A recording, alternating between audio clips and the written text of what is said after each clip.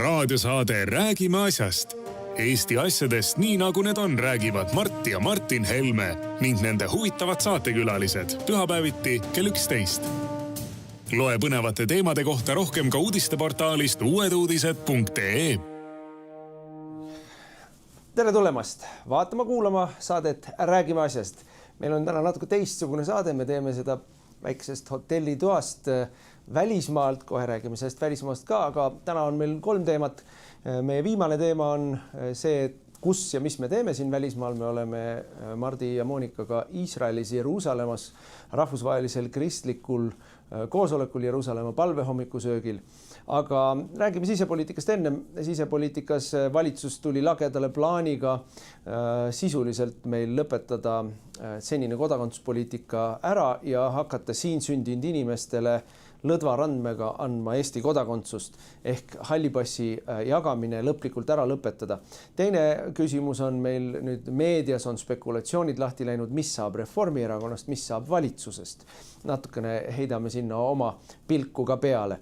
Ja kolmandaks siis räägime oma Jeruusalemma visiidist.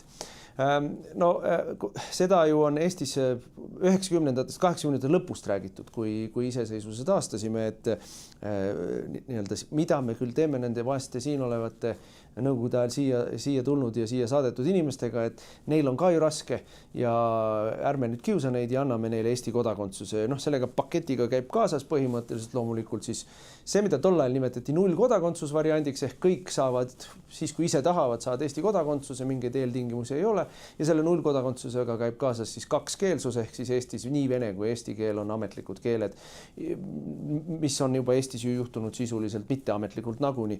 Ja kui me olime valitsuses, koalitsioonivalitsuses Keskerakonna ja Isamaaga, siis oli meil päris tõsine surve Keskerakonnalt loomulikult kogu see hallipassi asi ära lõpetada. Ei meie ega Isamaa sellega nõus ei ole, me tegime seal küll mingisuguseid selliseid, ütleme siis sümboolseid žeste, et näiteks inimesed, kes on eestikeelse kooli lõpetanud, eesti keele eksamit teinud, et need siis ei pea tegema keeleeksamit, et kodakondsust saada, mingeid selliseid asju. Aga põhimõtteliselt ikkagi sellist nii-öelda nullkodakondsust, et ainuüksi selle tõttu, et sa oled Eestis sündinud, sa saad Eesti kodakondsuse, sellega me nõus ei olnud. Nüüd Reformierakond, kes on sõimanud meid putinistideks ja vene käsilasteks ja nõukogude ihalejateks, Reformierakond, kes teeskleb, et ta on sinimustvalge partei, tahab seda ära teha.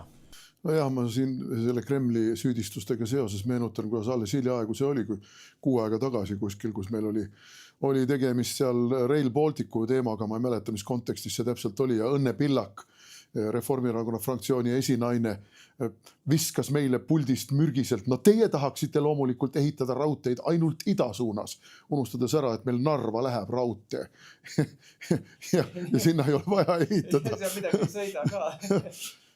Aga meenutame natukene ajalugu, meil on ikkagi peale kasvanud põlvkonnad, kes ei mäleta seda ikkagi väga põhimõttelist ja väga tulist poliitilist vastasseisu, mis oli 90-ndate aastate algul, tegelikult juba 80 aastate lõpul, kui Veelahe läkski nende poliitiliste jõudude ja poliitikute vahel, kes ütlesid, et me taastame oma iseseisvuse, me taastame oma iseseisvuse, me taastame Eesti riigi järjepidevuse alusel.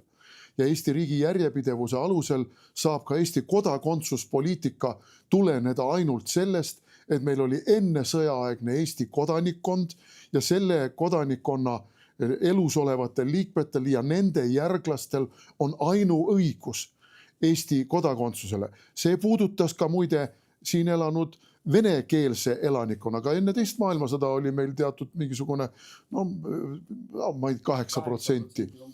oli venelasi ja mõned protsendid oli seal muid sakslasi ja keda seal oli. Ja see lähenemine lõpuks võitis. Need nimetati enamlased ja kelamlased ja siis restitutsiooni põhine riik või siis uuesti sündinud riik. Aga ennem selle idasuunase raudtee kohta tahan öelda, et reformierakondlastel raudteed pole vaja, sõidavad veoautod. Stark Logistik on peale kirjutatud ja ei ole raudteed vaja, sellepärast nad ei muretse idasuunalise raudtee pärast. Aga muidugi päevakorda jäi ikkagi endiselt see, aga mida teha siis selle umbes 300 000 nõukogude aegse kolonistiga, migrandiga, nagu neid nimetati, vene vähemusega, nagu neid nimetama hakati, meie inimestega, nagu neid nimetama hakati. Ja siis leitigi lahendusena seesama hallipassi lahendus. Need, kes ei taha naturaliseerida, ära teha eesti keele eksamit, tuua ära oma dokumendid, et nad on elanud siin nii ja nii palju aastaid, oskavad eesti keelt ja kvalifitseeruvad Eesti kodakondsuse saamisele naturalisatsiooni korras. Need saavad siis Eesti alaliste elanikena nii-öelda hallid passid, mis oli väga privilegeeritud seisus, sest halli passi koheselt aktsepteeris ka Venemaa reisidokumendina. Nad said vabalt sõita Venemaale ja nad said Eestis elavate alaliste inimestena, kui tulid kõik need viisaleevendused ja muud asjad Euroopa suunas, said ka Euroopas reisida. See oli neile väga hästi vastuvõetav süsteem. Nii et see kisa hallide passide ümber oli tegelikult lihtsalt poliitilise võitluse instrument. No aga meenutada tuleb ka seda, et kogu see hallipassi tegemine oli siiski ka ju selline tüüpiline tolleaegne isamaaline kompromiss, isamaalaste kompromiss, et tegelikult ei olnud mingeid hallipassi inimesi, olid Nõukogude Liidu kodakondsed. Ja Nõukogude Liit luges kõiki enda kodakondseteks, luges ka eestlasi enda kodakondseteks. Tänase päevani loeb. Kui meie läheksime Nõukogude Liidus sündinud inimestena praegu Venemaale ja tõestaksime ära, et me oleme Nõukogude Liidus sündinud ja tahame saada endiste Nõukogude kodanikena Venemaa kodakondsust, me saaksime selle väga kergeks. Ja vahepeal oli see raskendatud, aga põhimõtteliselt need olid Nõukogude Liidu kodanikud ja nendele laienes kohe Vene kodakondsus. Ja kes ei tahtnud Vene kodakondsust, see sai võtta kas Gruusia või Ukraina kodakondsuse said ka põhimõtteliselt valimise teel ainult võtta, Valgevene kodakondsuses, natuke keerulisemad lood olid seal juba Taga-Kaukaasias või Kesk-Aasias. Ma nende kodakondsuspoliitika kohta, ma arvan, et seal ei olnud mingit kodakondsuspoliitikat, seal oli lihtsalt, mingid tüübid tulid võimule. Aga ei olnud mingit probleemi, et sul ei ole kodakondsust. See oli Nõukogude Vene Föderatsioon kuulutas ennast Nõukogude Liidu õigusjärgseks, maksis välisvõlad ära, tegi igasugused muud lepingulised kohustused, võttis üle. Need olid Venemaa kodanikud. Aga säilitas ka liikmelisuse ÜRO Julgeolekunõukogus. Ja mida siis meile seletati? Igasuguste lääne pehmode pealekäimisel, et aga te ei taha ju, et teil Eestis oleks palju Vene kodanikke, et siis Venemaa hakkab teie sisepoliitikasse sekkuma. Just kui Venemaa ei oleks meie sisepoliitikasse sekkunud lihtsalt sellepärast, et me andsime neile hallid passid või lihtsalt sellepärast, et ka mõni siin olev venelane tegi naturalisatsiooniprotsessi läbi ja võttis Eesti passi. Kusjuures mina ütleksin, et kogu selle protsessi käigus need inimesed, kes otsustasid juba 90-ndatel nii-öelda valida Eesti poole, õppisidki eesti keele ära, tegid kodakondsuseksami ära, otsustasid, et Eesti on nende kodu ja hakkasidki assimileeruma või vähemalt integreeruma. Ja neid on Eestis ikkagi palju. Neid on, ütleme, kokku on Eesti andnud venelastele kodakondsust umbes 150 000 inimesele. Kõik neist vaevalt nüüd on lõpuni Eestile lojaalsed, aga üleüldiselt need on need inimesed, kes meil on õnnestunud siis nii-öelda Eesti riigi lojaalseteks venelasteks enam-vähem teha. Ja ülejäänud, need, kes jäid hallipassiga, need, kes võtsid Vene kodakondsuse, nende suhtes meil sellist mingit põhjust arvata ei ole, et nad on kuidagi lojaalsed meile. Aga need, kes tegid selle sammu ära, need ju saavad praegu kõige suurema tünga. Ja muidugi, eks nende hulgas on ka igasugused inimesed, kui me vaatame neid intsidente, mis meil kaitseväes on, kus on seal olnud rahvuskonflikte ja mõnedes kohtades on isegi eestlastele peksa antud, sellepärast et vene emakeelega noori on rohkem ja tegelikult on meil ju nüüd ka tulnud päevakorda see, et kaitseväes ei saagi hakkama ainult eesti keelega.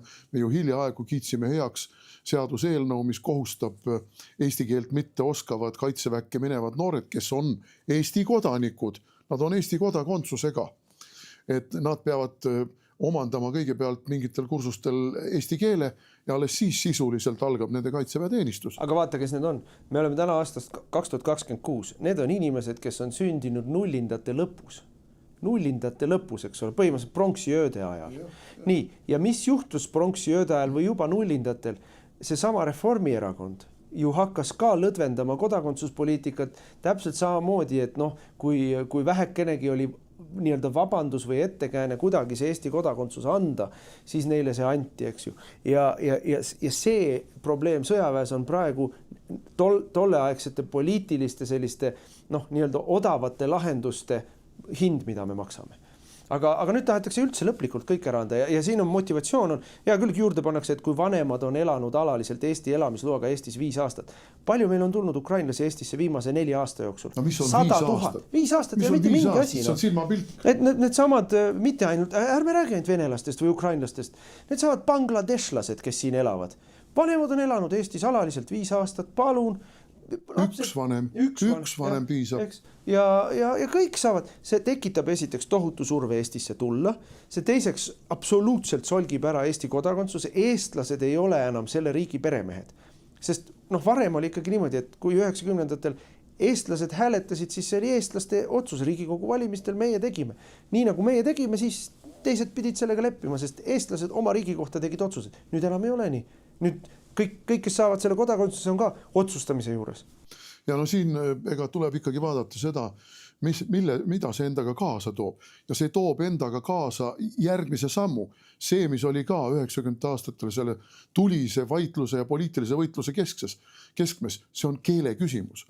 Mis keel on Eestis see keel, mis maksab ametliku keelena? Meil praegu ametliku keelena maksab tegelikult ikkagi eesti keel, ehkki meie oma võimude poolt on seda kogu aeg lahjendatud, meil on ju kõik ametiasutuste koduleheküljed, asjad, informatsioonid, no võta pangad, võta ükskõik mis asjad, seal on alati, kui sa helistad mingile infotelefonile, see on valik.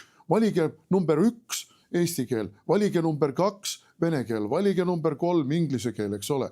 Aga see toobki kaasa selle, et siis ei ole enam ametlik keel, asjaajamine keel, riigi ametiasutuste keel ei ole eesti keel. Ja ma olen ju mitu korda öelnud Riigikogu kõnepuldist ka nendele samadele reformeritele ja muudele liberaalidele. Ülejärgmises Riigikogus teie tegevuse tulemusena tuleb täie teravusega päevakorda see, et Eestis tuleb kehtestada mitu riigikeelt.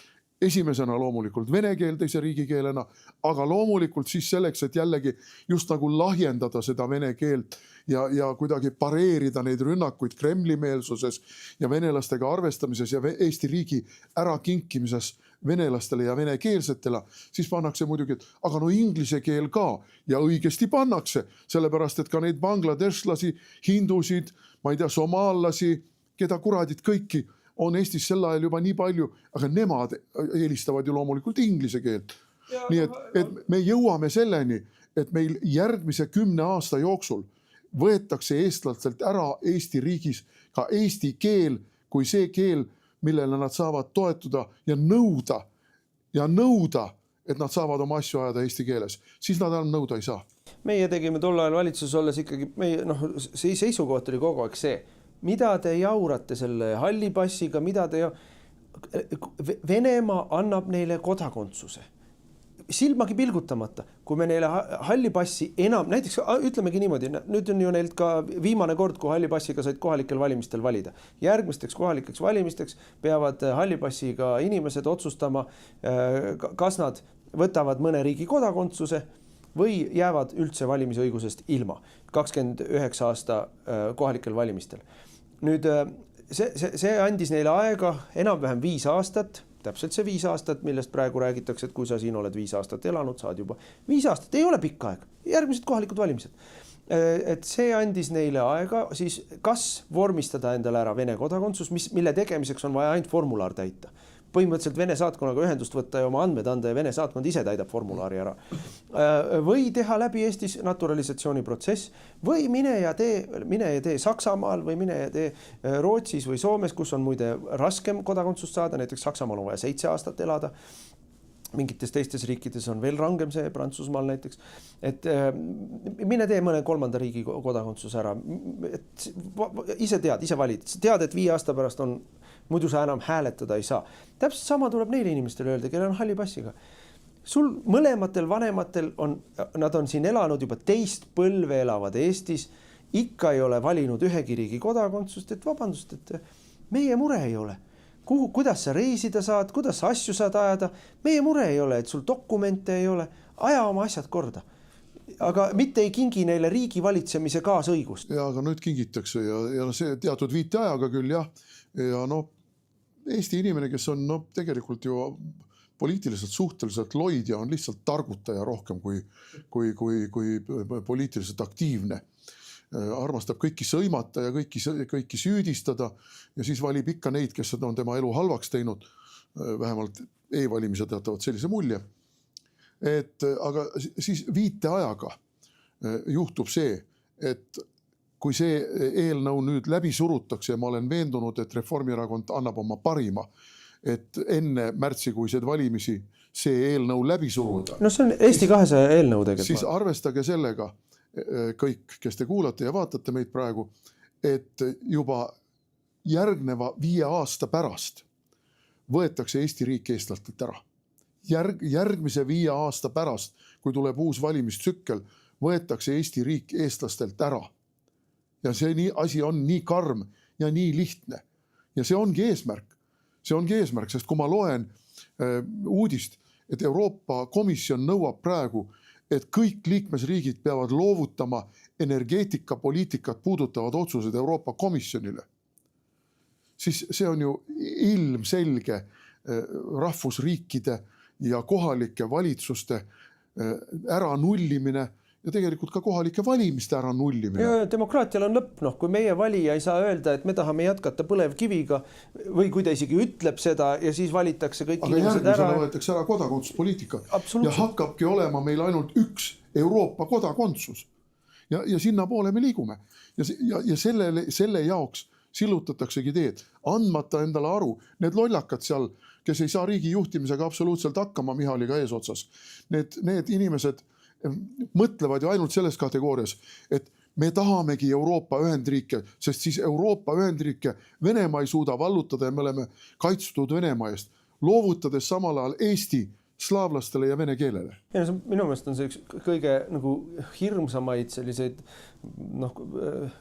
vastuolusid või irooniaid, et Eestis on 4-5 aastat juba karjutud Slava Ukraina selle mõttega, et me näitame sellega, millised hirmsad venevastased me oleme. Elame välja oma venevaenulikkust. Slava, slava, slava. Kõigil neil riigiasutustel, kõigil neil muuseumitel on peal Ukraina lipp muudkui, aga me ajame Ukraina asja ja ajame Ukraina asja mitte sellepärast, et meile nii väga korda läheks, et Ukraina asjad, vaid sellepärast, et me tegelikult ei salli venelasi, eks ole, ja ukrainlased praegu notivad venel. Ja selle karjumise käigus venestatakse Eestit enneolematus määras venestatakse, ehk siis karjudes Slava Ukraina tehakse meist Vene provintsi. Ja see on, seda inimestele selgeks lähed tegema, siis tullakse sulle kätega kallale, mis mõttes ma olen hirmus venevastane. Aga sisse on toodud 100 000 vene keele rääkijat Ida-Ukrainast. Sisse on toodud veel hunnikute kaupa mingisuguseid Turkmenistane, Kasahstane, ma ei tea mida kõike veel. Antakse neile kodakondsust suvaliselt, kas nad on venelased, ukrainlased või valgevenelased, mis vahet meil nad on mitte eestlased. Ja selle slaavatamise, karjumise käigus tehakse Eestist väikest Venemaad või väikest Ukrainat, ausalt mul mingit vahet ei ole. Ma ei taha ka, et Eesti oleks väike Rootsi või väike Soome, ma tahan, et Eesti on Eesti. Nii et see on see traagika ja mina arvan, et selle protsessi taga on loomulikult Eesti 200, sest Kristina Kallas vihkab Eestit ja eestlust. Selles ei ole ju ka mingit kahtlust ja reformierakondlastel on lihtsalt kama. Nendel on tähtis, et Stark Logistika vuraks. Ei Reformierakonna määratluse ma andsin juba, ma ei tea, mingisugune rohkem kui 10 aastat tagasi. Reformierakondlastele on võõras kõik inimlik peale ahnuse. Kõik inimlik peale ahnuse on reformierakondlastele võõras. Ja me oleme seda näinud nüüd poliitikas kogu aeg. Võtame tuulepargid ja kogu selle korruptsiooni. Võtame riigikaitse ja kogu selle korruptsiooni. Võtame Rail Balticu ja kogu selle korruptsiooni. Võtame linnade planeerimise ja kohalike omavalitsuste rahad. Võtame eurorahad. Kõik on korrumpeerunud. Kõik on ainult, kuidas rahasid kantida. Kuidas, kelle kaudu. Kes on need inimesed, kelledel on palju firmasid, mida mööda saab rahasid pesta. Palun väga viimane ja kõige dramaatilisem näide on ikkagi see riiuli firma kaitsetööstuses. 400 miljonit, ilma ainsagi töötajate, ilma igasuguse majandusliku minevikuta, ilma igasuguste deklaratsioonideta, milleta iganes. 400 miljonit. Kuidas? Ja skandaali ei ole. Skandaali pole, täielik vaikus. Skandaal on ikkagi see, kui sina ütled midagi, ma ei tea, NATO plaan B kohta, siis on skandaal. Nii et kõik inimlik peale ahnuse on neile võõras ja neile on võõras ka suure osa eestlaste mure oma rahvuse pärast, mure oma perekondade pärast, mure oma laste pärast, mure selle pärast, et lapsed kasvatatakse väärakateks. Ei, aga nemad arvavad, et see neid ei puuduta, nemad arvavad, et see nendeni ei jõua ja nemad arvavad, et nad jõuavad ennem seda nii palju varastada, et kui siis asi siin hapuks lähevad, siis nad lähevad kuhugi mujale, andmata endale sellest aru, et see puudutab neid, see jõuab nendeni siin ja kuhugi mujale minna ei ole, sest samad protsessid on Saksamaal, Prantsusmaal, Hispaanias, Itaalias, Kreekas. Et pole, mõned kavalpead nendest on endal juba kusagil Tais jalgealuse teinud ja ehitavad seal mingisuguseid, ma ei tea. Elu lõpuni oled võõras seal, aga see ei huvita neid, just raha on. Selles mõttes, et nad on nii juurtetud, nii põhimõttelagedad inimesed, et nendel rahvuse ja riigi hävitamine, kui nad näevad selles lühiajalist omakasu, ei tekita mitte mingeid süümekaid, mitte mingisugust südametunnistuspiina. Aga no me praegu ikkagi seda juttu räägime sellepärast, et Eesti rahvas peab ikkagi ärkama ja Eesti rahvas peab enda eest seisma hakkama. Ja no ei ole võimalik lõpmatuseni leppida ja olla seisukohal, et saame hakkama. No meil on president, kes kogu aeg saab hakkama. No rahvas toetab, ütleb, et tore president, aga tegelikult see president sillutab täpselt samamoodi teed Eesti rahva hukule nagu need, kes aktiivselt produtseerivad seaduseelnõusid, mis hävitavad Eesti rahvusriiki. Raadiosaade Räägime asjast. Aga siin on hea hetk teha üleminek uuele teemale. Vaatan Eesti meediat, küll olen sel nädalal olnud eemal, aga Eesti meediat jälgin siiski. Ja sellised nupukesed tulevad sellest, kus Jürgen Ligi annab intervjuu, kuidas tema ei kavatse kuhugi minna ja tema vaatab, et tema äkki veel kavatseb poliitilises karjääris veel parim enne on tulemas, mitte selja taga. Tema on kogu aeg läinud paremaks. Jah, aga kust niisugune jutt tuleb, kui sa juba lähed välja ja ütled, et mina ei kavatse kuhugi minna, siis järelikult keegi nõuab ikkagi, et sa läheks. Ega muidu seda juttu ei räägitakse. No ja siis on tuntud süvariigi tindinäpud kirjutavad Postimehe spekulatsioone, et Reformierakonnas midagi plaanitakse, et päästa oma halb seis, et nüüd on juba langetud alla 10% ja püsitakse seal ja trend on allapoole, mitte ülespoole, et küllap nüüd midagi tehakse, valitsusremont või peaministri väljavahetamine. Ja nüüd siis ma ütleksin niimoodi, et eks need jutud on Toompeal keerelnud juba mõnda aega ja see on see, mille kohta ma mõni aeg tagasi, kui Kaja Kallas märatses ja kõik oli tohutu populaarne sõjaprintsess ja seda poliitiline gravitatsioon töötab sõltumata sellest, kas poliitikud on nõus sellega või mitte, et mingid jõud liiguvad, sa võid ajakavas eksida, kas nad liiguvad kiiremini või aeglasemini, aga mingid jõud liiguvad, mis on vääramatud. Ja see Reformierakonna allakäik on mõnes mõttes vääramatu. Nad on seda nii pikalt, nii põhjalikult, nii kangekaelselt ajanud, et seda trendi enam ei muuta. See krõks käis läbi. Ma arvan, see krõks käis läbi eelmise aasta suvel, siis kui nad tegid oma kastiratta nalja Tallinnas võimuvahetusega. Ja juba ennem seda oli neil tükk aega olnud halb. Ja siis käis see krõks läbi ja mida see krõks tegi? See krõks tegi seda, et vahet enam ei ole, mida nad räägivad, mida nad lubavad, mis poliitikat tehakse, vahet isegi ei ole enam selles, kas Eestis läheb elu paremaks. Reformierakond sellest enam kasu ei saa, sest mitte keegi ei usu enam mitte midagi, mis nad räägivad või teevad. Mitte keegi ei taha neist midagi enam kuulda. Ja ainus protsent, mis neil järel on sisuliselt nende enda toiduahel. Et see krõks on läbi käinud, krõks käis Eesti 200 käis see krõks läbi juba mitu aastat tagasi. No kohe, kui see Anna-Maria, Johanna, nimed lähtsi Lehtme, jah. Kogu see tema skandaal, siis ikkagi püstloodis läks Eesti 200 alla. Aga tegelikult Reformierakonnal allakäik algas ikkagi siis, kui peaministriks sai Taavi Rõivas.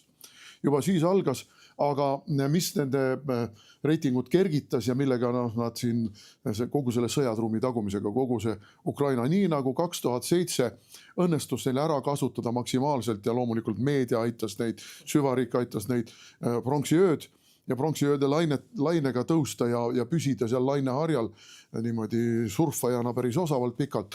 Tegelikult Taavi Rõivasega hakkas allakäik, aga seda õnnestus ikkagi e-valimiste pettustega ja küsitluspettustega ja kogu selle riigiaparaadi kaaperdamisega ja meedia kaaperdamisega. Lõpuks kaporatuuri riigipöördega. Õnnestus pikalt varjata. Aga kui me vaatame nüüd ikkagi enne Ukraina sõda, kuidas Kaja Kallase aktsiad järjest langesid, siis kogu selle elektrišoki tulemusena ja nii edasi, siis Ukraina sõda ja kogu see, et siis nad suunasid ju kogu oma turmtule meie peale, sest meie olime ainsad, kainet meelt säilitav seltskond, kes ütles, et kulla sõbrad, et võtame nüüd ikkagi natukene hoogu maha ja vaatame, mis on meie võimalused. Et ei ole niimoodi, et see on meie sõda ja me peame ennast selles sõjas täielikult laostama. Ei ole nii, et see on meie sõda ja me peame vastu võtma siin kümneid ja sadu tuhandeid Ukraina niinimetatud põgenikke. Siis karjuti, et me oleme Kremli käsilased, me ei toeta Ukrainat. Ei, me toetame Ukrainat, aga mitte meie inimeste laostamise ja meie koloniseerimise hinnaga. No nüüd hakkab inimestele kohale jõudma. EKRE-l oli jälle õigus ja selle kohale jõudmisega seoses ja loomulikult nende majandusliku laostamise kõikide nende sammudega, maksude tõstmised ja nii edasi, lähevad nad tegelikult mitte veel püstloodis, aga ikkagi väga selgelt alla mäge. Ja see on tegelikult üsna peatamatu protsess. No seal on mitu asja, et esimene asi on see, et minu meelest müüt sellest, et Reformierakonna enesemüüdid on muidugi murdmatud. Jürgen Ligi siiamaani arvab, et ta on kõige parem minister ja õpib ja järjest paremaks läheb. Ja seda ei murra mitte keegi. Tähendab, seda ei ole võimalik murda. Nende enese kuvand, see, kuidas nad ise ennast näevad, see, kuidas nad ise ennast käsitlevad, on jätkuvalt see. Nemad on majanduspartei, nemad on majanduskasvupartei, nemad on need, kes oskavad riiki valitseda. Ja just, et nemad on see nii-öelda ekspertide ja spetsialistide partei, et ja küll te võib-olla ei ole nagu homo abielude poolt, et teile see ideoloogia, liberalistlik ideoloogia alati ei meeldi, aga nad saavad valitsemisega hakkama, nad siiamaani usuvad seda ja kõik inimesed ümberringi näevad, et nad ei saa valitsemisega absoluutselt hakkama. Nad ei saa mitte kõige väiksemategi asjadega hakkama, rääkimata siis nendest põhilistest suurtest asjadest, energeetika, majandusmaksud, eelarve, riigikaitse, mitte millegi iibe, mitte millegiga ei saa hakkama, kõik on absoluutses lagunemises ja hävingus. Aga mis on nagu see nüüd, mis nende selgroo murdis? Sisemine korrektsioonimehhanism puudub. Ja kui sisemine korrektsioonimehhanism puudub, siis sa saad lõputult elada iseendale räägitavas valed. Ja sa saad lõputult arvata, et Jürgen Ligi on hea minister ja Kolju Keldo on hea minister ja Kristen Michal on suurepärane minister ja Sutt on tore minister. Ja, et kuna sisemine korrektsioonimehhanism puudub, kuna keegi ei ole mitte ühegi käki eest mitte kunagi tagasi astunud. Ei hasartmängumaksu eest ei ole tagasi astunud, ei Ligi ega Anneli Akkermann. Ühegi riigikaitselise suure korruptiivse käki eest ei ole Pevkuriga midagi tehtud. Mitte keegi mitte kunagi mitte millegi eest tagasi ei astu. Rahapesu pärast keegi tagasi ei astunud. Siis enesekorrektsioonimehhanism puudub, aga ega see ei tähenda, et see nii-öelda ümbritsev keskkond neile selle andeks annab. Kui nad ennast ise ei paranda, siis ei saagi ju paremaks minna. Ja nad ei paranda ennast ise. No ikkagi kriitiline on see, et inimeste, nad võivad ju rääkida ükskõik, Mihal võib meile rääkida infotundides ja arupärimistele vastates ükskõik mis muinas jutte, vältides loomulikult konkreetsetele küsimustele konkreetsete vastuste andmist. Aga reaalsus on niisugune, et sa ei saa rääkida musta valgeks, sest sa ei saa öelda, et tegelikult meil on majanduskasv ja inimeste heaolu paraneb, kui meil on 300 000 inimest, mis on 1/4 kogu Eesti rahvastikust sisuliselt, kes elab allpool vaesuse piiri või vaesuse piiri peal. Natukene üle vaesuse piiri. Saab vaevu hakkama. Vaevu saavad hakkama. Ei ole võimalik inimestele öelda, et meil pankades ajavad inimeste säästud üle ääre, kui tegelikult suuremal osal inimestest ei ole mingeid säästusid. Enne palgapäeva on raha arvel otsas ja kuidagi moodi venitatakse välja järgmise palgani. Et sa ei saa neile sadadele tuhandetele inimestele öelda, et kallikesed, see, et te nüüd automaksu maksate, on väga hea. See tähendab seda, et varsti saate uue auto osta, sest inimesed ei saa uut autot osta. Ma käin aastaid juba ühe ja sama autoremondi töökojas kummi vahetamas, õli vahetamas ja kõike muud tegemas. Ja tunnen seda töökoja mehi seal kõiki väga hästi. Ja iga kord ajame juttu natuke ja viimane kord, kui ma käisin kumme vahetamas, siis mees ütles mulle, Enn on ta nimi, Enn ütles mulle, et tead, ma näen, kuidas nüüd see vaesus inimest on jälle järjekordselt jõudnud, et tulevad inimesed siia praktiliselt läbi sõidetud autoga ja ma ütlen neile, et tead, kuule, vaheta välja, seda autot ei ole mõtet remontida ja ta ütleb mulle, aga mul ei ole raha ka kõige odavama auto ostmiseks ja mis mõte mul on osta selle romu asemele teist romu, mida ma kohe tulen uuesti sinu juurde remontima. Katsu ta veel kord mulle ikkagi kuidagimoodi sõitma saada. Ta ütleb, et noh, ma näen ju, kuidas inimesed vaesuvad. Vaesuvad ja meie elame Tallinnas ja Tallinnas on see vaesumine rohkem peidus ja Tallinnas on seda rikkust rohkem kui mujal Eestis igal juhul, aga ka Tallinnas on see vaesumine täiesti nähtav ja tuntav ja selles mõttes, mida meile ikkagi jätkuvalt Reformierakond pakub, on see, uskuge meie valesid, ärge uskuge oma silmi. Ei, Michal ütleb meile selle peale, mina ei tea, mis maailmas teie küll elate, mina elan küll teistsuguses maailmas. Nemad on optimistid, neil on teistsuguses maailmas. Ta saab 10 000 eurot kuus palka. Ta elabki teistsuguses maailmas. Sa kullamees saad aru. Meil on paljud inimesed, kelle palganumber on 1000 eurot kuus, mille nad saavad kätte. Aastapalk on sama suur kui tal kuupalk, eks ju. Aga seesama uskuge meie valesid ju tuleb meie eelmise teemaga ka kokku. Nad korduvalt on rääkinud meile, et kuidas Eestis ei ole eesti keelt kõnelevate inimeste osakaal kunagi nii kõrge olnud alates teisest maailmasest. Ja siis sa vaatad oma silmadega, ei ole ju nii. Ei ole nii. Vastupidi, nii halba seisu eesti keelega ei ole Eestis olnud alates sellest ajast, kui laulev revolutsioon oli. Vene keel lokkab igal pool, mitte ainult Tallinnas, mitte ainult ka Tartus, ka Pärnus, ka teistes kohtades juba Võrus, eks ole, kus Vene ajal ei olnud niisugust küsimustki, mingi vene keele küsimust. Aga Michali statistika, Michali optimism, Michali maailm on see, et parem kui kunagi varem. Aga nüüd hakkab see reaalsus tegelikult neid kätte saama ja nüüd on kriis ja seda kriisi siis nende õueajakirjanikud, pigem on need Isamaa õueajakirjanikud, kõik need Miksalud ja Pulgad ja kes nad on ja hakkab nüüd kätte saama ja nüüd on vaja siis ikkagi arendatakse spekulatsioone, mis nüüd ikkagi saab, et kas tuleb valitsuskriis, kas tuleb valitsusremont, kas Michal astub tagasi, kas tuleb vähemusvalitsus, kes teevad vähemusvalitsuse, juba Urmet Kook ERR spekuleeris siin eelmisel nädalal, kuidas missugused variandid võiksid olla vähemusvalitsuse variandid. Kõik on sellised, kus meid ei ole, täpselt nii. Aga me ei kipu ka. Aga miks me peaks seda kellegi kasta neid praegu tulest välja tooma? Ei, teie olete Reformierakond ja Eesti 200 selle supi kokku keetnud sotsidega koos, aga sotsid nüüd teevad sellist nägu, et nemad ei puutu üldse asjasse ja nemad olid puu otsas, kui pauk käis. Ei olnud puu otsas. Paugutasite koos Reformierakonnaga, paugutasite koos Eesti 200-ga.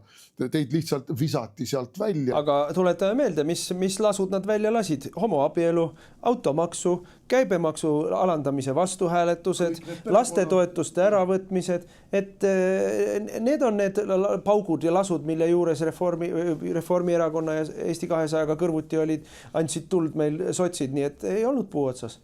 Aga muidugi, mis on kogu selle asja nimi? Selle asja nimi on tõmblemine, sest kõik saavad aru, et hea elu sellises olukorras, nagu nad siiani on harjunud, et neil on vähemalt 25-liikmeline fraktsioon Riigikogus, et neil on mingisugused ministrikohad, et nad saavad toiduahelat ehitada igasugustes ametiasutustes, ministeeriumites. See hea olu lõpeb ära. Seda hea olu pärast märtsi 2027 Reformierakonnale enam ei ole ja Eesti 200-st ei maksa üldse rääkida. Ja nüüd ongi see, et mis kombinatsioonid me siis teeme, et meil vähemalt oma koorekihile õnnestuks säilitada pudrukausid. Pärast 25. aasta kohalike valimisi nad said juba esimese tõsise raksaka ja see jõuab neile, on hakanud ka juba, see teeb neile haiget praegu. See on üks põhjus, miks nende protsent on maas. Toiduahel sai seal juba esimese suure maksahaagi kätte ja toiduahel ja sotsidega juhtus sama lugu muide. Sotsid olid võimul Tallinnas, olid võimul Tartus, olid võimul Saaremaal, Viljandis, terve hulga sellistes Türidel ja asjades, keskmis suurusega omavalitsused ja mõned päris suured, eks ole, Tallinn, Tartu on ikkagi Eesti kõige suurem. Nüüd kipuvad isegi kantsid ära minema, Võru läks ära, Viljandi läks ära, Hiiumaal lasi Võbele. Saaremaal nad on opos, eks ole, et see nii-öelda kohalik toiduahel on neil täielikus kriisis. sotsidel vähemalt on Riigikogu protsent on okei, noh, et nad mingisugust läbimuret ei ole teinud ja ei tule ka, kuigi nad unistavad, et noh, nendel on seal sihuke 15% lähedal või natuke allpool, oleneb millist küsitlust usud ja vaatad. Reformierakonnal on see allapoole 10 kandis ja läheb ikka edasi allapoole, et noh, neil on nagu aga neil ei olegi ju enam midagi teha. Mis nad teevad? Vahetavad siis Michali esimehe kohalt või siis vähemalt peaministri kohalt välja. Aga kes siis asemele neil panna? No kes neil üldse asemele on panna? No Pevkur tõenäoliselt on ja Pevkur ise ka valmistab seda enda jaoks ette oma peas nähtavasti. Ja kui nüüd uskuda neid küsitlusi ministrite populaarsusest, siis Pevkur on kõige populaarsem minister, järelikult on ta ka erakonna sees tõenäoliselt kõige potentsiaalsem uus erakonna juht, aga noh, tundes Pevkurit ja vaadates, missugust käkki on ta kokku keeranud seal kaitseministrina ja missugune tegelikult tühi koht on ta olnud ka varasemate ministripositsioonidel. No meenutame teda siseministrina, kui ta hakkas idapiiri välja ehitama, kontrolljoont välja ehitama, kirjutasid kokku tohutu, ma ei tea, 80 midagi miljonit, mis tol ajal oli kordades suurem raha, kui see praegu on. Üle 80 miljoni kirjutasid kokku mingi eelarve idapiiri välja ehitamiseks. Ainult välja ehitamisega pihta ei saanud hakatud. Noh, hanked oleks pidanud enne välja kuulutama, raha oleks ära jaganud omadele. See ongi see toiduahelate värk, omadele raha jagamine riigi eelarvest. Ja noh, siis oleks midagi ehitanud mõned kilomeetrid piiri ka välja lõpuks. Et ta ei ole tegelikult kunagi millegagi hakkama saanud. Mis siis on hakkama saadud praegu riigikaitsega? Ainult on välja kuulutatud, et me asutame mingisuguseid firmasid, mis hakkavad tegelema riigikaitseliste ülesannete täitmisega, mingisuguse moona tootmisega ja ma ei tea, mingisuguste droonide tootmisega ja mingite robotite tootmisega. Hakkavad. Kuskile näitustel on üksikud eksemplarid põlve otsas kokku pandud, aga masstoodangut sealt ei tule ju. Tegelikult ei ole ju mitte midagi ära tehtud. Raha on ära kulutatud. Raha on ära kulutatud. Kraav on kaevatud. Nüüd hakkame draakoni hambaid paigaldama. Kuulge, tulge mõistusele. Ükski Maginot liin, ükski Siegfriedi liin, ükski Atlandi vall ei ole kunagi tõsist pealetungi suutnud pidurdada. See on mõttetu raha kulutamine. No drooni täna, me teame, mis sõda on. Ükskõik, kas see on Ukrainas või see on Lähis-Idas, see põhiline sõda on droonisõda. Ja sellega ei ole üldse midagi. Õhusõda ja droonisõda. Aga ma tulen kui me räägime sellest, et Pevkurist võiks saada järgmine peaminister, näiteks juba ennem valimisi, ma ei ole kindel, et Pevkur on nõus seda tegema, sest et see on, ütleme, väga riskantne vähemalt. Et kui sa lähed kehvas seisus valimistele vastu, midagi tegelikult ette näidata ei saa, siis lähed valimistele vastu, saad valimistel halva tulemuse ja ükskõik mis tulemus Reformierakonnal on halb tulemus, sest et ütleme siis niimoodi, et hea tulemus on see, kui sa saad sama palju või sinna lähedale, kui sul oli eelmine kord. Meil oli ja hea tulemus on see, kui sa ületad oma kõigi aegade rekordit. Reformierakonna kõigi aegade rekord, mis saavutati loomulikult, mina ei ole mingit kahtlust, mul ei ole e-valimiste võltsimisega, 23. aastal 38 kohta. Nii, seda ei tee nad mitte kunagi enam. Loomulikult see oli varastatud häältega, aga ütleme siis niimoodi, et kui me mis on see latt, mille vastu mõõdetakse Reformierakonna tulemust või ka kõikide teiste erakondade tulemust on eelmiste valimiste tulemus ja kõigi aegade parim tulemus. Meie jaoks eelmiste valimiste tulemus on 17, kõigi aegade parim tulemus on 19. Kui me seal kandis oleme, siis me oleme teinud hea tulemuse. Kui me sealt natuke allapoole tuleme, siis võib nuriseda, aga midagi hullu ei ole. Reformierakond igal juhul tuleb sealt kolinal alla. Võib-olla saab 10 kohta. 4-kordne vähenemine. Absoluutne tuumaplahvatus. Kusjuures mitte keegi ei taha neid valitsust. Just, see on veel edasi, et ükskõik, kas nad saad 10 või 15 kohta valitsusse, neid ju ei võeta. Ehkki Reinsalu ütles ju välja, et keeruline on ette kujutada, aga küll, meil küll mitte. Reinsalul on, me kujutame küll ette Reinsalut Reformierakonnaga istumas, nii nagu nad tahtsid Pärnus teha koalitsiooni, nagu nad Saaremaal tegid. Ma kujutan Reinsalut ette kõigiga tegemas. Reinsalu tegelikult kardab ju kõige rohkem meid. Ta ju kardab kõige rohkem meid. Jah, esiteks seda, et meile hääli võiks kaotada ja teiseks seda, et me siis valitsuses hakkame nõudma, et hakkame nüüd asju tegema. Sest seda ei taha keegi peale meie. Ei me ütleme ju, paneme kohe rusika laua peale. Need ja need asjad me pöörame kohe tagasi. Need ja need asjad eelnõud, mis on tehtud niimoodi, et seal on mingisugused miinid sees, need me võtame lahti ja võtame need miinid sealt välja, desaktiveerime need miinid ära. See tööpõld, kogu selle, eesti keeles ütleme välja praegu, kogu selle mahajäetud pasa likvideerimiseks, siin on vaja ikkagi Heraklest, see on Augeose tallide puhastamine. Siin Isamaa moodi mingisuguseid peenhäälestusi teha, no Eesti läheb alla mäge kolinal edasi. Ja aga läheb ka Pevkuri juhtimisel ja kui me tuleme tagasi selle spekulatsiooni juurde, okei, et tuleb valitsuse vahetus. Mina valitsuse vahetust ei usu, sest ma ei usu, et Reinsalu tahab minna ka samamoodi, ta ei taha minna enne valimisi valitsust juhtima, sest et hääli ju Riigikogus millegi tegemiseks ei ole tegelikult. 38 Reformierakondast istuvad seal ju edasi, isegi kui nad on opositsioonis. Ja võt siis me saame alles näha opositsiooni, me nägime ju siis, kui me valitsus olime, kuidas nad siis hakkavad trampima ja mööblit lõhkuma ja karjuma ja vahele segama ja mida kõike tegema, kasutama ära kõiki neid obstruktsiooni asju ja neile lubatakse seda. See ei ole halb, see ei ole demokraatia lammut. Aga mina arvan, kõige tõenäolisem versioon on see, Michal lastakse valimisteni edasi olla. Michal kaotab Riigikogus enamuse, sellepärast et juba täna on Riigikogus neid päevi, kui valitsuskoalitsioonil hääled ei tule kokku, 51 häält ei ole. Asjad seisavad komisjonides, asjad võetakse välja suures saalis. Meil on, ma arvan, suve lõpuks vähemusvalitsus, aga see vähemusvalitsus on Michali juhtimisel. Sest mitte keegi ei taha ise minna valitsust juhtima 6 kuud, 7 kuud ennem valimisi, et lõpetada sellega, ütleme, sest et siis kuni valimisteni välja oled peaminister ja rohkem mitte kunagi enam. Sellega on lõpp ja see on ka Michali puhul nii. Reformierakond ei võta teda maha sellepärast, et keegi peab jääma süüdi valimiskaotuse eest ja kui siis valimiskolakas kätte võetakse, saatakse kätte, siis tuleb Pevkur ja ütleb, need olid need vead, need olid tehtud Michali ajal, need olid tehtud Kaja ajal, me keerame nüüd uue lehe, me hakkame nüüd paremaks. Et see võimalus säilib ainult juhul, kui Michal istub oma koha peal lõpuni välja, aga ega seal mingit tegevust ei tule, mis tõttu ei saa ka tulla mingisugune populaarsuse paranemine. No ma ütleks niimoodi veel ka Reformierakonna kohta, et nad võivad ju pärast valimiskaotust ka mingisuguse kaemuse osaks saada, aga ma ei näe nende hulgas mitte ühtegi jõulist ega karismaatilist liidrit, kes suudaks selle erakonna sellest supist välja tirida. Hanno Lahe ainult ootab võimalust, et Eesti uueks teha ja seal on neid teisigi, kes maailma ära parandavad. Värvime maailma roheliseks ja siis ongi kõik tehtud. No nii ei lähe. Raadiosaade Räägime asjast.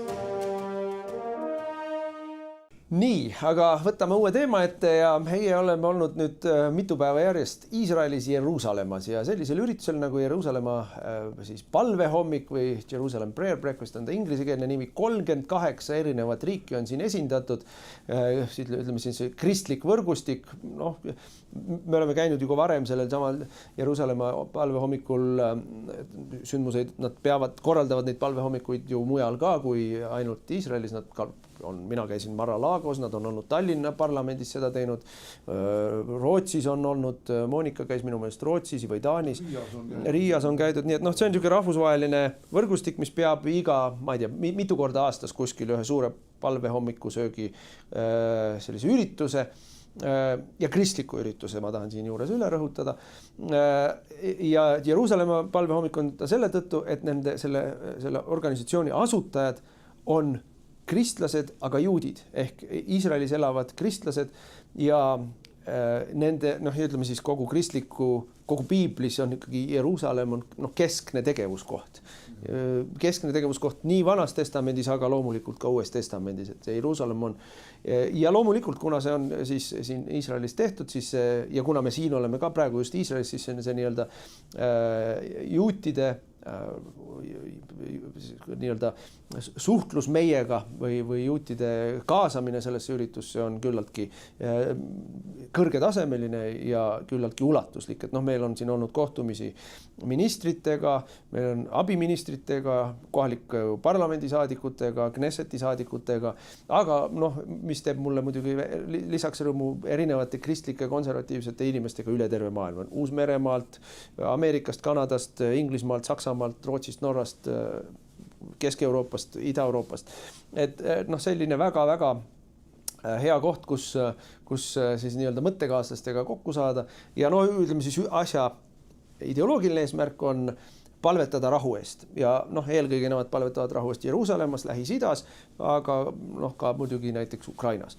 Nii et see on see nagu raamistik, kus me oleme ja loomulikult on siin taustaks selline poliitiline õhustik ka, et kõik mõistame, et inimesed, kes tulevad Jeruusalemma palvehommikule,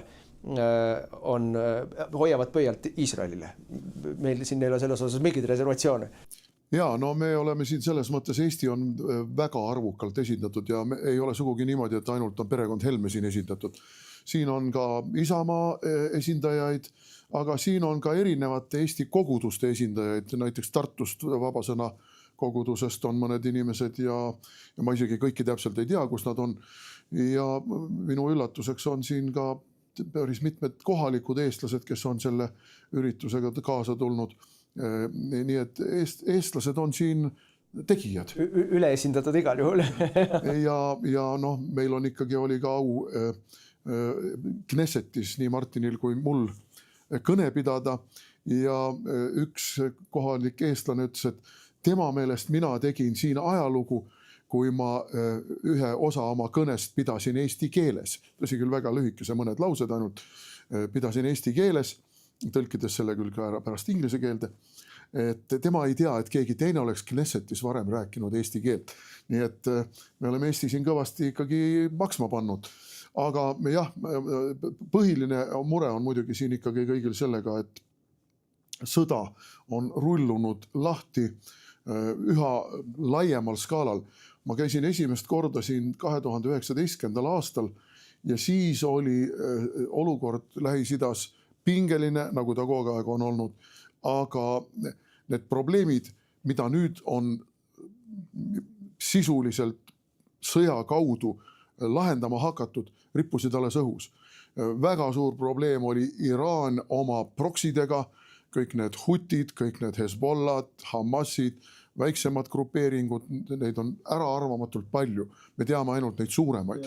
Meil on suured organisatsioonid, suured relvajõud, oma luured, mis iganes, et me neid väiksemaid rakukesi ja neid omal käel tegutsejaid, üksikterroriste, noh, me lihtsalt neid ei kaardista kõike ära.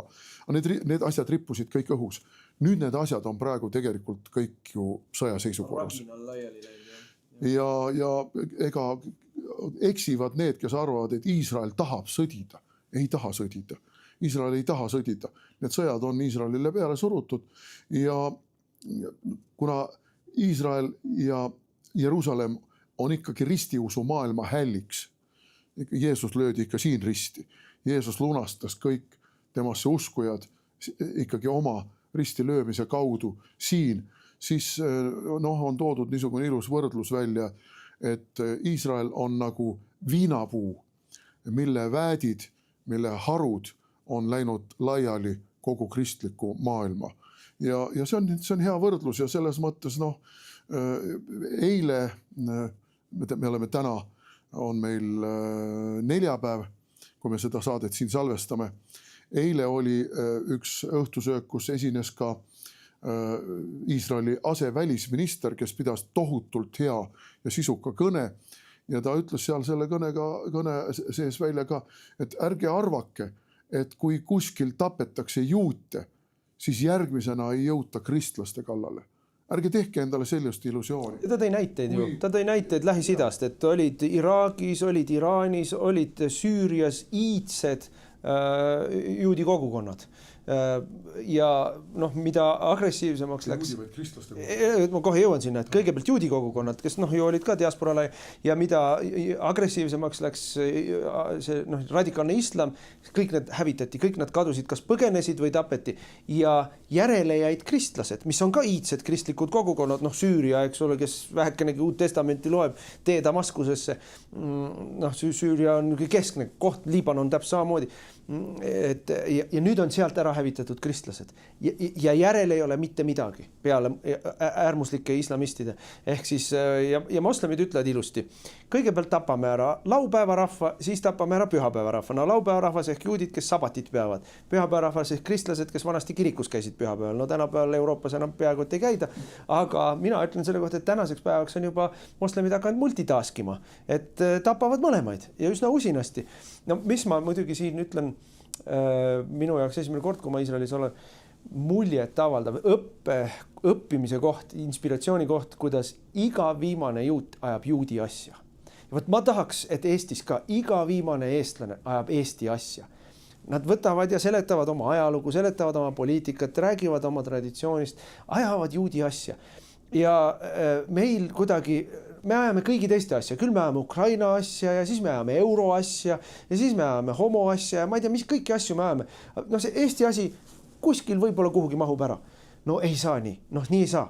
Kui me niimoodi teeme, siis seda Eesti asja varsti enam ei ole. Teine asi muidugi, mis on väga muljet avaldav.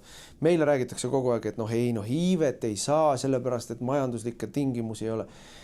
Iisrael on muidugi Eestist rikkam, aga mitte oluliselt rikkam. Aga ta sõdib ka kogu aeg. Ja, aga mitte oluliselt rikkam ka, kui me võtame SKP per capita ehk siis keskmine sissetulek, aastane sissetulek ühe inimese kohta, siis me ei ole, skaala ei ole suurusjärgu võrra maas. Me oleme natuke vaesem, aga Iisrael on regionaalselt samamoodi, tal on mõned väga rikkad linnastud, eks ole, ja siis on väga vaeseid maapiirkondi samamoodi.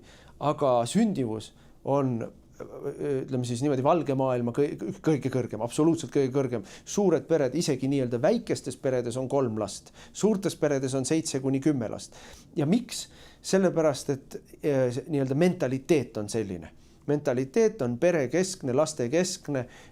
See on üks viis, kuidas väljendada oma armastust oma riigi ja rahva vastu, on see, et sa kasvatad lapsi. See sama asevälisminister, mul oli kohtumine ka diasporaa ministri Amichai Tšikliga, kes rääkisin temaga poliitikast ka päris põhjalikult ja siis oli ka välisminister Gideon Saar, kellega meil kokku saime. Et kõik nad rääkisid ja see asevälisminister ütles, et läänes õpetatakse inimesi vihkama oma ajalugu, vihkama oma kultuuri, vihkama oma riiki, vihkama oma rahvust. Meil õpetatakse ja vihkama perekonda täpselt. Meil õpetatakse armastama oma riiki, armastama oma rahvust, armastama oma lippu ja oma maad ja armastama oma perekonda. Ja sealt tuleb see iibe vahe sisse. Ja sealt tuleb see iibe vahe sisse. Muidugi masendav on see, kui palju valetatakse lihtsalt kõige kohta, mis siin toimub. See on üks põhjus, miks ma tahtsin siia koha peal tulla oma silmaga näha. Kui ma käin ringi Pariisis ja ma olen käinud viimasel paaril aastal mitu korda Pariisis, Brüsselist ei hakka rääkima, seal ma käin kogu aeg. Kui ma käin Londonis, ma käisin aasta tagasi Londonis. Isegi päisepäeva ajal, isegi kesklinnas ma ei tunne ennast turvaliselt. No ei tunne. Aga Jeruusalemm on see koht, kus need nii-öelda mosleminorikute kambad on olnud, ma ei tea, kui mitu tuhat aastat. Aga siin ma tunnen ennast turvaliselt. Mul ei ole mingisugust sellist nii-öelda sõrmeotsa või selja närvi tunnetust, et on oht. Muidugi on ka igal pool ambuni relvis politseinikud ja sõjaväelased ja muidugi on ka poodides, supermarketites ja kirikute ees on metallidetektorid, mille kõrval on turvamehed. Neil on siin neid inimesi plahvatanud palju, aga selline üleüldine turvalisus on siin, kvaliteet on teine kui Euroopas. No mul on võrdlus, sest et ma käisin esimest korda Iisraelis 1994 ja siis oli selline, kuidas ma ütlen, nagu mul isa ikka armastas öelda, kui ilm oli selline, et ei olnud ei päikest ega veel vihma ega pilves, et ilm on mõtlik. Ja kuna siis käisid need Camp Davidi läbirääkimised, Oslo läbirääkimised, kogu see nii-öelda rahuprotsess, mille kohta siin kohapealsed inimesed ütlesid, et sellest rahuprotsessist ei tule mitte midagi, sest meil ei ole partnerit, kes selle rahuprotsessi tulemusi lõppkokkuvõttes aktsepteerib ja neid rikkuma ei hakka. Nii nagu ka juhtus. Nii nagu ka juhtus. Et siis oli selline mõtlik moment siin, et see islami pool hoidis ennast vaos, et mitte kahjustada endale soodsaid tulemusi Camp Davidist ja Oslost. Nii kui need tulemused tulid, hakkasid nad neid rikkuma. Ja tapma. Kohe.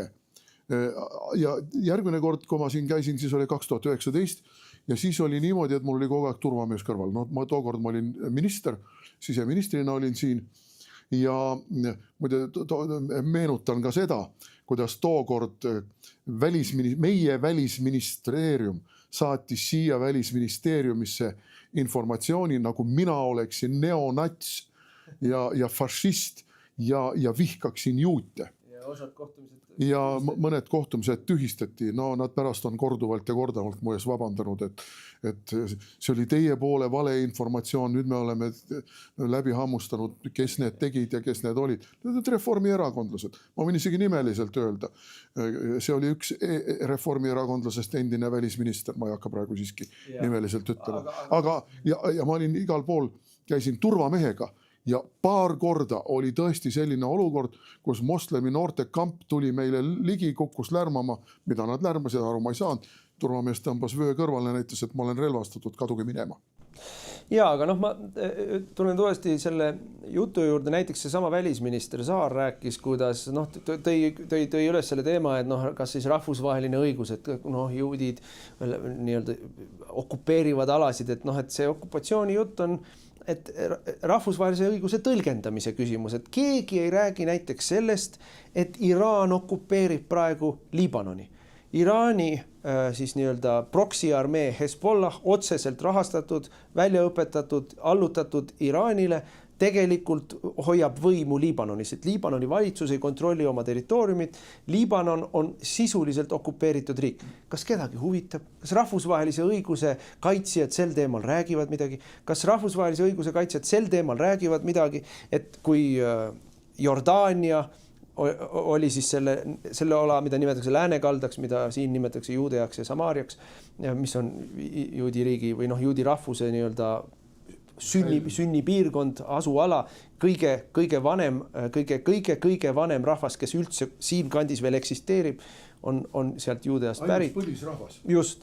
Ja kõik teised on hiljem tulnud, et kui sa hakkad okupatsioonist rääkima, ma ei tea, 67. aastast, miks 67. aastast? Miks mitte 48. aastast, kui Jordaania selle okupeeris selle ala? Miks mitte 17. aastast või Türgi okupatsioon? Pärast esimest maailmasõda oli Balfouri deklaratsioon, mille kohaselt need alad, mida nimetatakse Samaariamaaks ja Juudamaaks, mitte täies ulatuses, aga selle Balfouri deklaratsiooni ja sellega maha tõmmatud piiriga tegelikult antijuutidele. Nii et see on ülimalt vähe haritud jutt, mida me kuuleme tihtilugu sellest okupatsioonist ja sellest teist kolmastest, ja mina ausalt sellele tähelepanu ei pööra.